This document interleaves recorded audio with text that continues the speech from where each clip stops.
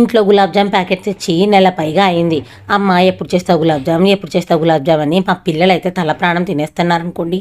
అందుకే ఈసారి వీళ్ళకి గులాబ్ జామ్ కాదు, మీకు గులగుల జామ్ చేస్తానని మాట ఇచ్చానమాట. గులగుల జామ్ ఇదేదో కొత్తగా ఉందనుకొని ఎగ్గిరి అంతేశారు.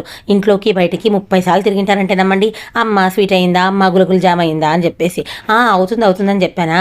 ఇంతకీ నేను చేసిన వింత ఏమంటారా, అదేనండి కొత్త ఒక వింత పాత ఒక రోత అని అంటారు కదా, అలాగా ఈ గులాబ్ జామ్ని చేసిన తర్వాత దీంట్లో వేసే రసం, షుగర్ సిరప్ ఉంటుందే, ఆ షుగర్ సిరప్ని కొంచెంగా చేసుకొని వీటిని బాగా నాననిచ్చానమాట. నాననిచ్చిన తర్వాత తీసి పక్కన పెట్టేశాను. ఎందుకంటే దగ్గు జలుబులు అసలే ఎక్కువగా ఉన్నాయి కదా పిల్లలకి, కానీ ఎంత చెప్పినా వినరాయే. అందుకే ఈ గులాబ్ జామ్ తీసి పక్కన పెట్టేశాను అనమాట.